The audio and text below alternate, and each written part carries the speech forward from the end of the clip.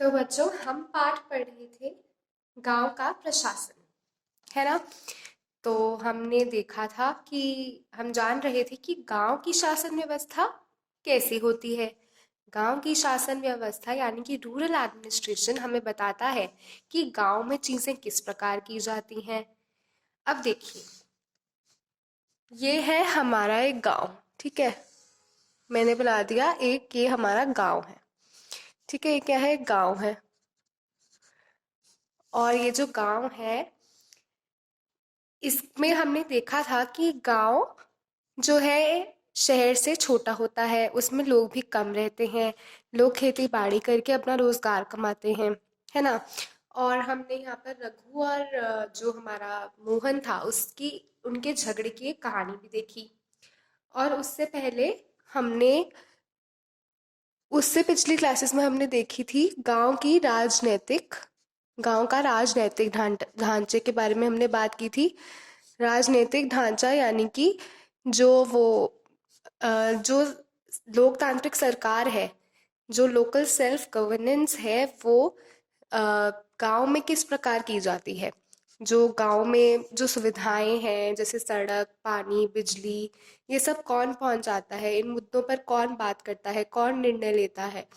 तो हमने देखा था कि वो होती है पंचायत, पंचायती राज चलता है।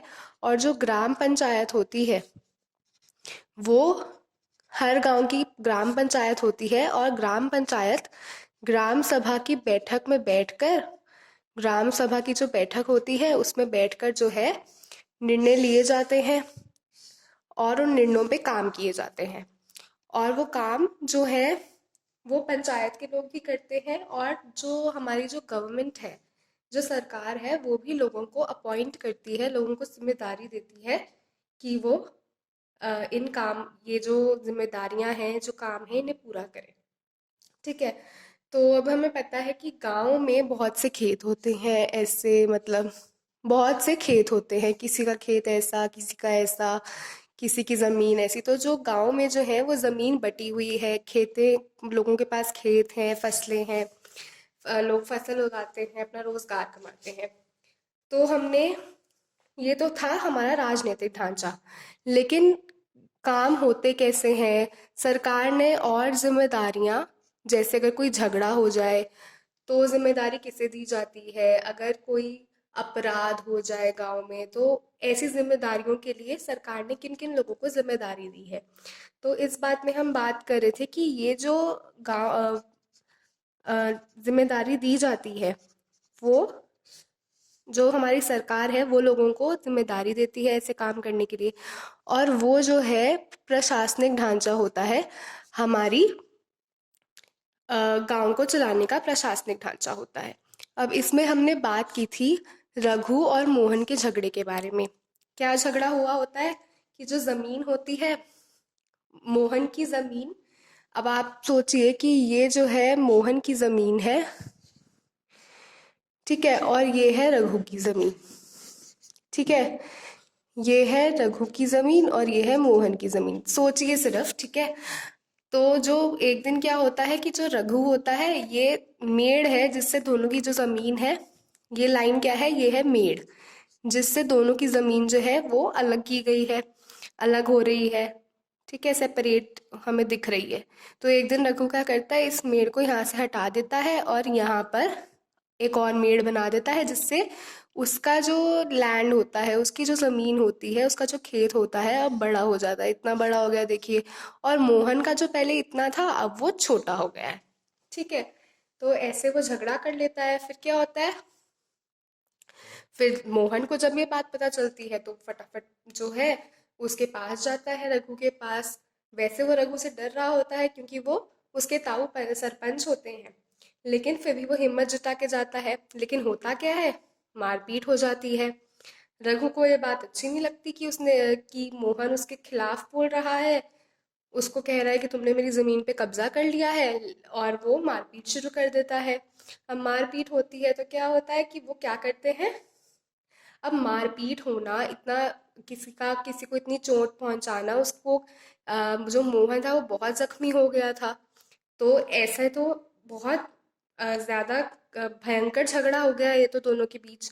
तो इसे सुलझाने के लिए तो मतलब जो हमारी जो कानून है, जो रघु था वो कानून के खिलाफ चला गया, उसने वो झगड़ा मारपीट शुरू कर दी, वो कानून के खिलाफ चला गया। तो हमारा जो कानून व्यवस्था होती है उसे मेंटेन करना बहुत ही आवश्यक होता है। मतलब कि कोई अपराध ना हो और जो लोग हैं वो सही से रहें, आपस में लड़े झगड़े नहीं, कोई किसी को कोई चोरी ना करे, मतलब सब सही से रहे, जो हमारा जो कानून है वो बना रहे।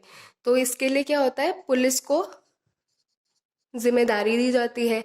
तो फिर क्या हुआ था कि मोहन और रघु जो है उनके बीच का जो झगड़ा हो गया था उसे सुलझाने के लिए मोहन और रघु के खिलाफ कंप्लेंट करने के लिए जो है मोहन गया पुलिस स्टेशन, पुलिस थाने गया वो। और वहां पर वो किससे मिला था, वहां पर वो मिला था थानेदार से। और थानेदार से उसने क्या कहा था कि आप एफआईआर रिपोर्ट लिखें, एफआईआर जो रिपोर्ट है वो आप लिखें, यानी कि फर्स्ट इन्फॉर्मेशन रिपोर्ट जो है वो आप लिखें। और मैं रघु के खिलाफ लिखना चाहता हूँ कि एक तो उसने मेरी ज़मीन हड़प ली, मेड को आगे बढ़ा दिया, देखिए जो मेड थी पहले यहाँ थी और अब वो मेड यहाँ हो गई है, उसने मेड को आगे बढ़ा दिया है और मुझे बहुत मारा पीटा भी।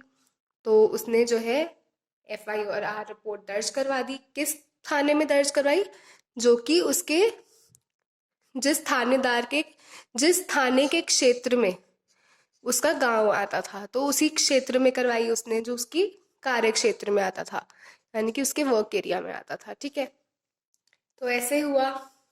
ठीक है, तो आज जो है हम देखेंगे कि ये तो सब हो गया, झगड़ा जो था वो पूरा हुआ और थानेदार ने अपने से नीचे जो हवलदार था एफआईआर रिपोर्ट लिखी और हवलदार को उसने काम सौंप दिया कि तुम जा कल जाना और देख कर आना फील्ड पर, मतलब इनकी जो खेत है उनको देख कर आना और पूछताछ करना, छानबीन करना कि क्या मेड को सच में हिलाया गया है, और पड़ोसियों वड़ोसियों से जो है बातचीत करना और गवाह इकट्ठे करना, मतलब जो मामला है उसकी छानबीन करके सच्चाई का पता लगाना।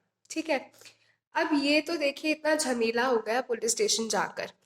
अगर कोई शांतिपूर्वक तरीका हो तो आपको ऐसा नहीं लगता कि जो है मामला सुलझ सकता था?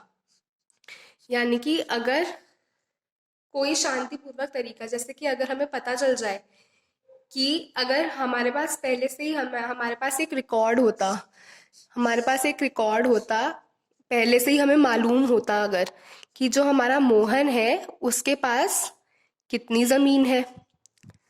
ठीक है, अगर हमें पता होता कि मोहन के पास कितनी ज़मीन है और हमें पता होता कि रघु के पास कितनी ज़मीन है, तो ये मान लीजिए 1.5 हेक्टेयर है और ये 2 हेक्टेयर है। तो अगर हमें पहले से ही मालूम होता, हमारे पास एक रिकॉर्ड होता जिसमें हमें पता होता कि मोहन के पास इतनी ही ज़मीन है और रघु के पास इतनी ज़मीन है, तो हम क्या करते, हम इस रिकॉर्ड को इससे नाप कर देख लेते, जो असल में ज़मीन जो अब मेड़ हिल चुकी है उससे हम नाप कर देख लेते कि क्या ये मैच हो रही हैं दोनों, क्या ये 1.5 हेक्टेयर है और क्या ये 2 हेक्टेयर है।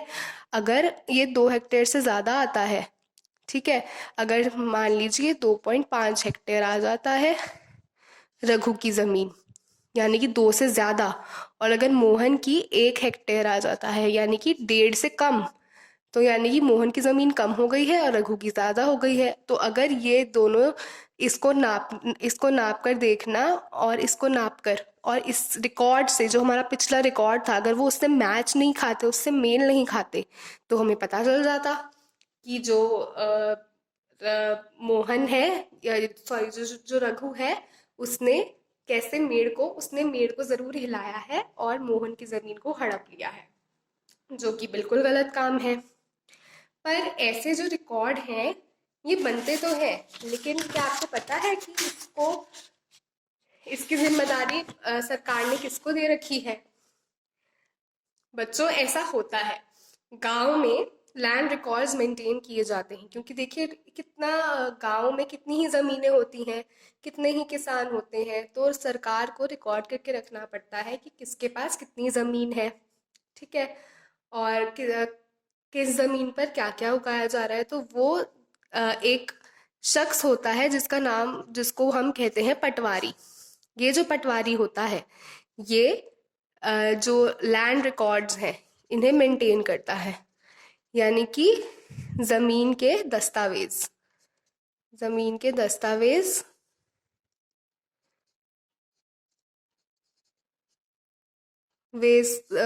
जमीन के जो रिकॉर्ड्स होते हैं उन्हें मेंटेन करने का काम करता है। क्या करता है पटवारी? अपने गांव में जो जो भी गांव में उसके खेत होते हैं, जो भी किसानों के खेत होते हैं, उनको जाकर नापता है और अपना एक रिकॉर्ड मेंटेन करता है। एक शीट पर, एक पेज पर वो लिखता है कि ये ज़मीन है, और ये जो इसकी ज़मीन है ये किसकी है, उसमें कौन सी फसलें उगाई जा रही हैं। तो आइए, ये जो हमारा नया शख्स है, अब जो एक नया प्रशासनिक अधिकारी है पटवारी, इसके बारे में हम और जानकारी लें। आगे पढ़ते हैं किताब से।